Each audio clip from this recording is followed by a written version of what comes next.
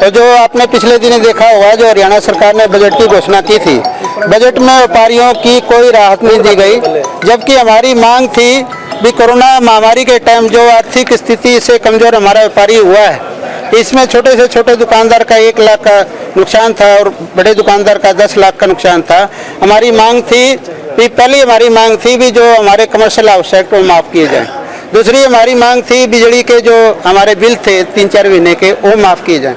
तीसरी हमारी मांग थी भी 1 साल का हमारा जो बैंक के लिमिट का ब्याज पड़ा है, जो आर्थिक मंदी में जो ग्राहक नहीं है, बिल्कुल हमारा दुकानदार, छोटे छोटे दुकानदार टूट चुके हैं, 1 साल की हमारी लिमिट के बिल जो है, लिमिट के ब्याज की माफ़ी हमारी मांग थी। और तीसरी हमारी मांग है, जैसे हम पूरा व्यापारी हरियाणा का सरकार को चलाने में काम करता है, कंधे से कंधा मिलाकर सरकार को चलता है, पूरा सरकार का खजाना बढ़ता है, खजाना बढ़ने से सरकार चलती है। लेकिन हमें अफसोस और दुख इस बात का आज रोष है व्यापारियों में, आज व्यापारी पूरा रोष जता रहे हैं भी हमारी बजट में क्यों नहीं हमारी ये डिमांड की गई। हमारी ये भी डिमांड है कि जैसे वृद्धा पेंशन 2500 रुपये हुई है, तो व्यापारियों को एक समान वेतन मिलना चाहिए। तो ये हमारी मांगे हैं। दूसरी हमारी आगजनी की घटना हो जाती हैं, वहाँ भी हमें कुछ नहीं मिलता। जहाँ भी आगजनी की घटना व्यापारियों के साथ घटती है, वहाँ भी फौरन मुआवजा मिलना चाहिए। हम पूरा आंदोलन खड़ा करेंगे अगर सरकार ने हमारी ये बजट में जो राहत नहीं दी गई, इसके लिए हमारी पैकेज की घोषणा की गई, पूरे प्रदेश स्तर पर आंदोलन हो सकता है। इस ज्ञापन में काफ़ी समस्याएं व्यापारियों से संबंधित हैं, इसके अलावा काफ़ी समस्याएं जींद की समस्याओं से भी जुड़ी हुई हैं। इन सभी समस्याओं से संबंधित ज्ञापन डीसी को सौंपा गया है और उनसे मांग की गई है कि मांगे हमारे मुख्यमंत्री तक पहुंचाई जाए और जो मांगे डीसी लेवल की उनको दूर किया जाए। डीसी ने आश्वासन दिया कि इन सब मांगों पर ध्यान दिया जाएगा और उनको दूर करने का प्रयास किया जाएगा। जींद शहर की जो मुख्य समस्याएं हैं, जो मूलभूत सुविधाएं हैं, वो भी शहर को उपलब्ध नहीं हो पा रही। पूरा जींद शहर गांव नजर आ रहा है। अगर हम सड़कों की बात करें, सारे शहर की सड़कें टूटी हुई हैं, सीवरेज व्यवस्था का बुरा हाल है, जगह जगह गंदगी के ढेर हैं। इनको लेकर पहले भी कई बार ज्ञापन दिए जा चुके हैं और आज एक बार फिर ज्ञापन दिया गया है। उसके बाद भी अगर कोई प्रशासन कार्य नहीं करता तो उसके बाद हम कोई बड़े आंदोलन की घोषणा करेंगे।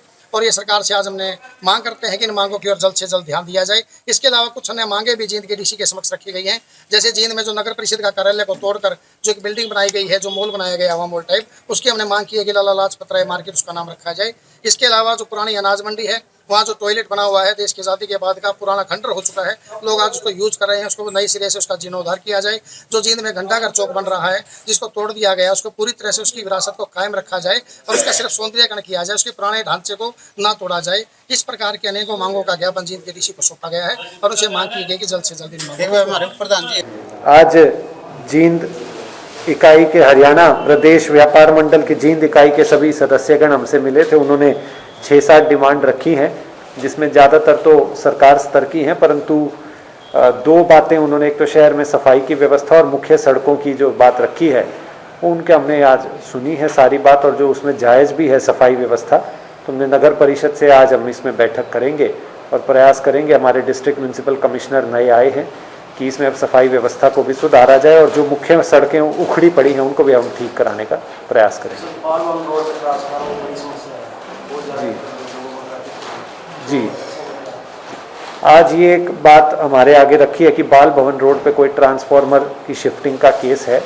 उसमें हमने DHBVN जो बिजली बोर्ड का महकमा है, उससे बात करके पता लगा है कि वो पास होके आ गई है फाइल हिसार से, और अब हम जल्दी इस पे कार्य शुरू हो जाएगा। हमारी एक्शन साहब से बात हुई है, तो हमें उम्मीद है कि अब जल्द ही इसको ठीक कर दिया जाएगा। जी जी, हाँ, ये बात बिल्कुल आज इन्होंने की शिकायत रखी है कि बिजली विभाग DHBVN द्वारा वो जो उसके निचले कर्मचारी हैं SDO JE द्वारा इसमें डिले किया गया है।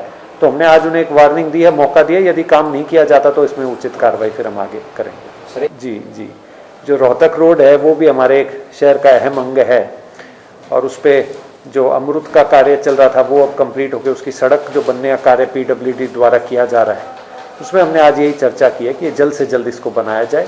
और उसमें PWD के अधिकारियों ने आज हमें आश्वासन दिया है कि इसको जल्द से जल्द पूरा इस सड़क को बनाया जाएगा, और इसमें खास ध्यान ये रखा जाएगा कि वो सड़क धसे ना कहीं पर लूज अर्थ की वजह से, वो भी एक चिंता का विषय बना हुआ है।